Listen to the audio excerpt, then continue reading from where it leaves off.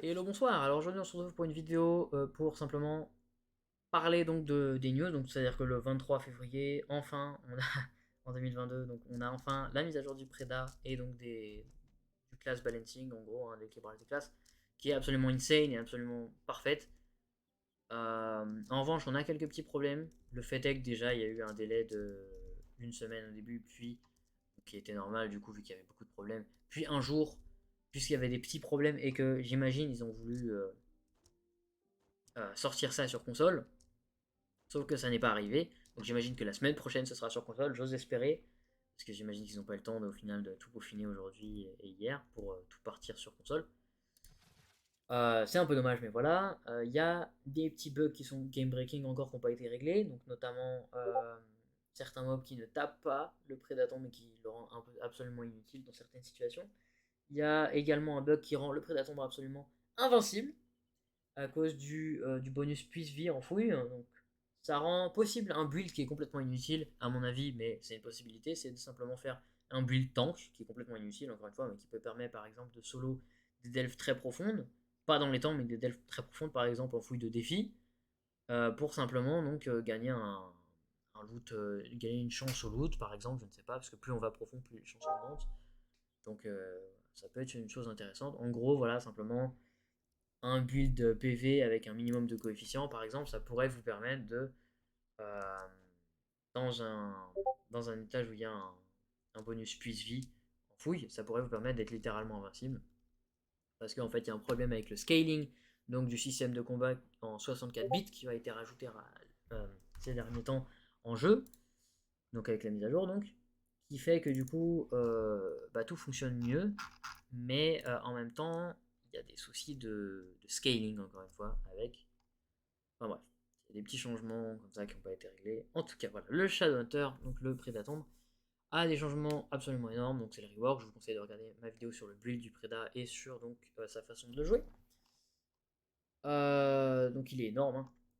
Le Boomhanger, il a des changements absolument incroyables, mais les deux lignes très importantes qu'il faut regarder, c'est donc le base damage, donc c'est les dégâts de base qui ont été augmentés, pratiquement doublés.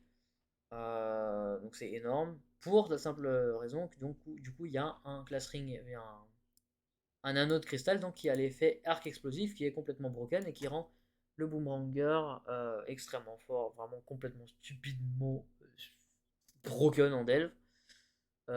Plus fort que la SL, vraiment surtout avec les nerfs qu'il a eu. Donc, à vérifier mathématiquement, donc je veux des gens comme Lunar Station qui prouvent le contraire que Boomerang est actuellement plus faible que le cryosage, parce que je pense que c'est pas le cas.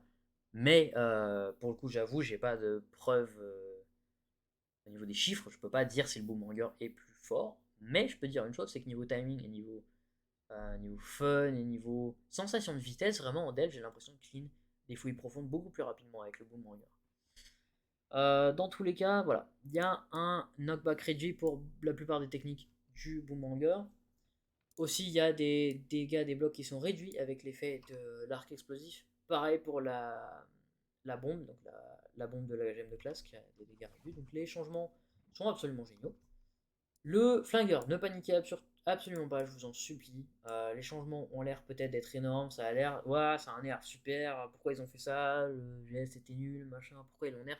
Il y a une raison toute bête à ça, c'est que le chloro a été nerf, qu'il y a le 60, le 64 bits en système de combat qui fait que du coup l'équilibrage de classe est bien plus présent, bien plus facile à faire. Ce qui fait que concrètement le flingueur est relativement bon en dégâts de zone, et plutôt excellent, j'ai envie de dire, en dégâts mono-cibles. Le fait est que du coup, même s'il y a des chiffres qui descendent, ça veut pas dire que le flingueur est mauvais, absolument pas. Autre chose que je peux dire, la fée, euh, elle a l'air d'avoir des buffs énormes, mais croyez-moi, c'est malheureusement l'une des pires classes toujours. Simplement parce que donc le passif, à mon avis, devrait être complètement revamp et complètement changé. C'est une des prochaines classes qui vont être rework, ça je peux vous le dire pour sûr. À la base, la fée était supposée sortir bien avant le rework du Preda. Voilà, il y a le passif qui est chiant, qui devrait être complètement revamp. Il y a les chiffres des dégâts de base qui devraient être augmentés et non pas des techniques. Sachant que la bombe, donc le 1, l'espèce de grenade de la fée, tape plus fort que le M1, ce qui n'est absolument pas normal. Le cryosage, il a des nerfs plutôt conséquents, mais vous n'allez pas vraiment le sentir et ça rend toujours la SH, enfin le cryosage, un des meilleurs dégâts de zone. En revanche, un truc que je peux vous dire, c'est que le M2 va être plus fort que le M1 sur une seule cible. Donc sur une seule cible, vous allez farmer avec du M2 et sur plusieurs cibles, vous allez faire du M1. Voilà. C'est la base, c'est le principe du cryo, sauf que la différence était tellement futile que les gens faisaient juste du M1 en toutes circonstances, voire avaient tendance à inverser et faire du M2 en zone et faire du M1 en multi. Faire du M1 en mono-cible, ce qui est complètement stupide. Voilà. Le chloromancien, donc, a des nerfs absolument brutaux, ça le rend un peu non fun à jouer, mais par contre, ça le fait passer de 12 fois plus fort qu'à peu près n'importe quelle classe, et genre 8 fois plus fort qu'un flingueur. Ça le fait descendre à peu près 1,5 fois plus fort qu'un flingueur en burst, en dégâts de burst. Il n'est pas très très endurant, il n'est pas autant endurant que le pirate captain en monocycle par exemple, les niveaux dégâts, mais il est très intéressant, il tape quand même très fort toujours, c'est toujours un boss killer, il est juste très lame à jouer maintenant. Voilà. Le gluco a des buffs vraiment très intéressants aussi, notamment donc la ligne du passif et la ligne donc du Vanilla Swirlwind, là, du tourbillon. En vrai, c'est pas non plus fou non plus, mais voilà. Je peux vous dire une seule chose, c'est que le gluco a des dégâts plutôt bons, mais encore un peu à l'arrière. Honnêtement, ça va. Truc très intéressant, le Candy, le gluco, donc, peut être utilisé en tant que speed farmer maintenant, je pense, avec un build très spécifique qui consiste à simplement mettre un class ring avec l'effet qui empêche donc la réduction de vitesse de déplacement lorsque l'on fait un tourbillon, déjà de 1. De 2, ne plus avoir sa classe gemme. Et de 3, donc, grâce au passif, avoir un buff de movement speed et donc une potion de movement speed, ça peut vous rendre un gluco qui peut vraiment farm. Vous pouvez ou faire un tank pour les fouilles et donc aider vos potes cryosage ou vos potes boomerangers, ou simplement vous pouvez faire un build farm pour être tranquille et pour pouvoir le jouer solo. Le Néon Ninja a des buffs overall sur à peu près tout, notamment la technique finale qui est donc son ulti. Malheureusement, le souci avec ça, c'est que elle était, la technique finale était vraiment bien, sauf qu'elle a été renerf un petit peu, elle est passée de 700 je crois à 550, et maintenant elle est pour ainsi dire inutile, c'est un peu dommage. Ils ont aussi augmenté encore une fois à peu près tous les dégâts, sauf ils ont fait une réduction donc sur le shuriken de niveau 3 de l'effet des dégâts critiques, donc votre shuriken niveau 3 tapera un peu moins fort. En revanche, il reste quand même un des meilleurs farmers. C'est pas le meilleur farmer, mais il reste quand même un des meilleurs farmers. Ensuite, le chevalier a des changements très intéressants, ça rend le chevalier super fun à jouer, mais voilà, c'est pas non plus un farmer, c'est pas non plus un speed farmer, je veux dire. En dégâts, il est ok en zone, en monocycle, c'est pareil, il est ok. Il est un peu ok pour tout, il est juste là, tu vois, mais en vrai, il est bien. Honnêtement, il est extrêmement fun à jouer. Intéressant les VFX. Donc il y a l'ancien passif qui est rajouté, donc l'effet de rétribution. Dès que tu prends un coup, excusez-moi, dès que vous prenez un coup, vous allez infliger plus de dégâts. Donc cet effet il va stack, et en plus de ça, donc, vous avez plus de réduction de dégâts. Le fait que toutes vos techniques génèrent de l'aggro, et donc que les boss ou les mobs vont vous taper au lieu de vos copains. Et donc de la réduction de dégâts sur vos alliés, c'est toujours pas mal. Les dégâts basiques augmentés, voilà. En gros, il est très intéressant, le chevalier, il a deux passifs, notamment son ancien passif qui est très fun, et très stylé à jouer. C'est un peu paladin. L'avant-gardien, malheureusement, ça paraît gros, ça paraît super cool comme changement, mais il est euh, normalement, techniquement et mathématiquement parlant, en termes de DPS, il est avant-dernier avec la fée. Euh, il était un peu plus haut avec les anciens chiffres qu'ils avaient mis. C'était vraiment bien. C'était à 500% par exemple, je crois, pour les attaques basiques. Il était vraiment sympa au début du PTS, mais malheureusement, ils ont reverse les changements. Le Vanguard est toujours bien en farming, mais pas ouf ouf. Le dino est absolument insane, vraiment. À part le changement pour les plus 5% de dégâts sur les minions, je pense que c'est pour le class ring, donc l'effet d'anneau, Mister Chomp Chomp, Mister Croc Croc, Miam Croc Miam, je sais plus. Enfin bref, voilà, il y a un des anneaux qui fait spawn un T-Rex. Ce T-Rex, je pense que le plus 5% devrait être pas mal. À part ça, voilà, il a des dégâts absolument monstrueux. Il farm super bien. Et il peut très brièvement et relativement ok en DPS mono pour être un boss killer, mais voilà, c'est un peu compliqué à jouer. J'ai un peu du mal avec, mais globalement c'est surtout un farmer, hein, voilà. Le Pirate Captain est extrêmement fort, c'est un boss killer. Par contre, juste un petit truc qui serait bien à changer, donc je vous préviens, vous allez peut-être le sentir aussi. Donc le First Mate, c'est les M2, donc c'est les petits canons là. Il tape pour ainsi dire plus fort que l'ulti, d'ailleurs il tape plus fort que l'ulti. Et il tape extrêmement vite aussi, sachant que donc l'ulti, je verrais bien un buff de 650% à 700, 750 ou 800 pendant qu'on descend donc les petits canons à, je sais pas, à 175, un truc comme ça. Ce serait un truc vraiment sympa, ça rendrait le Pirate Captain pour ainsi dire égal, voire plus fort que le Chloro. Dans certaines situations, il est déjà actuellement plus fort que le Chloro, puisque du coup il est beaucoup plus endurant au niveau des combats, il fait des dégâts bien plus consistants. Il a bien moins besoin de spam ses potions. Même sans potion, il tape plutôt ok. Le revenant, il a un buff, mais vous allez vraiment pas le sentir, à part sur la tempête d'esprit, donc c'est l'ulti, vous allez peut-être le sentir si vous l'utilisez en delve. Mais honnêtement, même avec des chiffres énormes, j'ai du mal à le sentir. Voilà, c'est un petit buff. Le Draco, pareil, c'est un buff qui est pas énorme, que vous n'allez pas non plus forcément sentir. Si ce n'est, si vous farmez les delves par exemple avec un résurrectant, vous allez remarquer que donc le résu est nerf.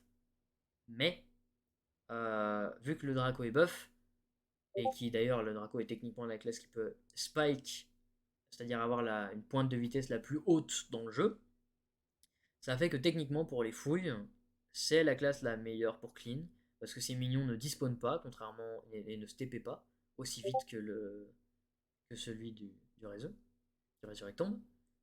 Et en plus donc c'est à peu près la même vitesse, hein, euh, et à peu près les mêmes dégâts. Donc, vraiment les deux sont à peu près kiff kiff.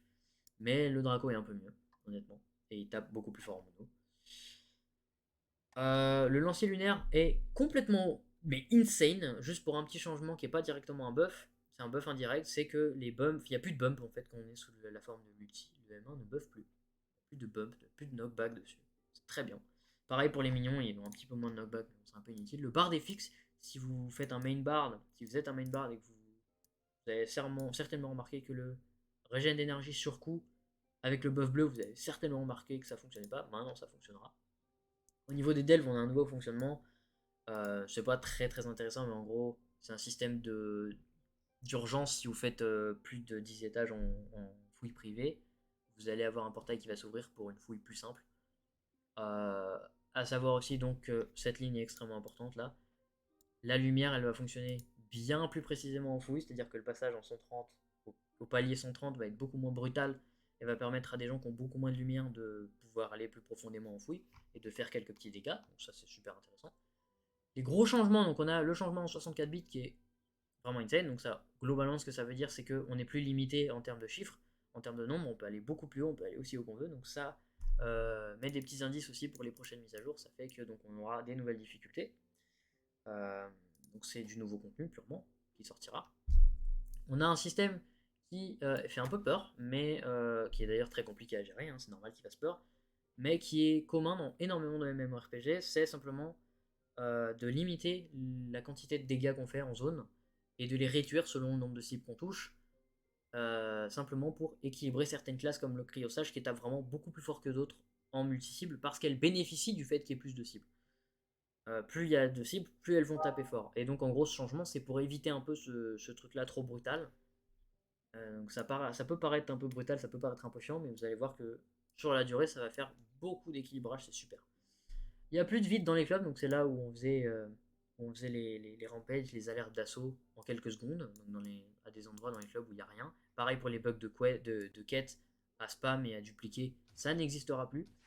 Il y a un bug que vous connaissez certainement sur PC qui fait complètement tourner la caméra dans tous les sens d'un coup. Ce bug-là n'existe plus, vraiment clairement.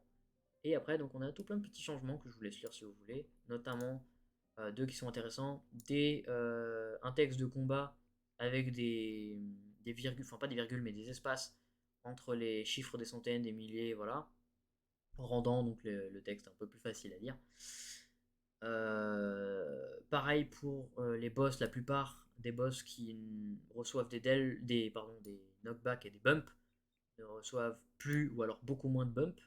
Donc c'est extrêmement utile et extrêmement bénéfique comme changement. Ça évite d'avoir les boss qui fly dans tous les sens, dans certains étages notamment. Par exemple, l'Amdos, le Triceratops aussi qui vole partout. C'est ce genre de boss là qui vole un peu partout en fouille. Ça n'arrivera plus. Voilà, donc globalement, c'est à peu près tout. Je vais juste passer donc sur les tier lists très rapidement. Vraiment très rapidement. Donc la tier list mono-cible ressemble un peu à ça. Truc extrême, vraiment purement mono-cible. Hein. Une seule cible, les dégâts que ça fait sur une certaine période au même coefficient, au même lumière. Petite note à savoir, c'est que donc le lancer lunaire est, je pense, à B+, un peu au-dessus du Boomerang, mais pas non plus aussi proche du Pirate Captain. Voilà. Dans certaines situations, le Préda va taper moins fort. Par exemple, si le boss ne tape pas le Préda, si vous ne pouvez pas vous faire taper par le boss en tant que Préda, vous n'allez pas vraiment taper fort. Par contre, si vous êtes sur un boss qui vous tape et qui a beaucoup plus de points de vie qu'un gladiateur, qui a genre 10 000, enfin, qui a genre 60 milliards de PV, vous allez taper beaucoup plus fort qu'un Chloro qui va lui avoir une période de burst très courte et il va perdre énormément de flasques et de potions surtout. Voilà, ce sera beaucoup mieux. Donc voilà, ça dépend des boss. Voilà, c'est à peu près tout en vrai. Ça c'est une tier list, pardon, excusez-moi. Voilà. Pour le multi-cible, donc le Boomerang encore une fois, mathématiquement est pour moi un peu plus haut que le cryosage, mais ça reste à prouver. Je veux des gens comme Lunar Station, encore une fois, pour me prouver le contraire mathématiquement, ce serait vraiment super sympa. Par contre, je veux preuve vidéo, je veux preuve écrite, je veux des calculs et tout, parce que sinon je vais vraiment avoir du mal à y croire, parce que je l'aurais pas fait moi-même le test, et je l'aurais pas fait avec beaucoup de purple que je connais, donc enfin voilà. J'ai besoin de preuves pour un peu de backup. Voilà, ça ressemble à peu près à ça. Et pour le farming, c'est un peu parti. Si, oui, pour le farming, voilà. Il y a beaucoup de gens qui sont pas d'accord avec moi, simplement parce que c'est compliqué de faire un classement de movement speed et de farming. C'est tous des classes qui sont build sur du movement speed. Donc tous les essais que j'ai fait avec, c'est avec du movement speed et plusieurs autres l'ont fait. Et ça donne à peu près ça. Sauf donc, je sais pas pourquoi j'ai mis le Tomb Raider là, le Resurrect Tomb. Il y en a qui vont pas être d'accord avec le Néon Ninja, simplement pour des facteurs comme bah, le Néon Ninja, certes il est très rapide, mais il tire pas à travers les murs comme le Préda le fait. Il fait pas autant de dégâts de zone aussi large que le Préda ou le Lancilunaire ou la Fée par exemple le fait. Voilà, donc ça fait qu'il y a des petits changements, des petits emplacements où vous n'êtes pas forcément d'accord, mais qui font simplement contrebalancer certains autres paramètres. Donc c'est un peu compliqué comme classement, comme tier list, mais globalement, ça ressemble à ça. À savoir aussi que du coup, le Resurrect Tomb, je le mets juste, euh, honnêtement, je le mets juste derrière le cryosage, parce que donc il a pas vraiment de buff de movement speed, mais il va clean plus rapidement qu'un cryosage. Mais comme il n'a pas de buff de movement speed, contrairement au cryo, qui a son ulti par exemple, et qui fait pas autant de dégâts de zone par exemple qu'une fée, voilà. C'est entre les deux un peu. Voilà, c'est à peu près tout. J'espère que cette vidéo vous aura été utile, que vous aurez fait le tour de la mise à jour avec ça. Si jamais vous avez quoi que ce soit comme question, si jamais vous avez des problèmes, si jamais vous n'avez pas compris quoi que ce soit, n'hésitez pas à me le demander dans les commentaires. Je répondrai à tout. Il n'y a aucun problème. Salut à tous, donc à la prochaine. Bye.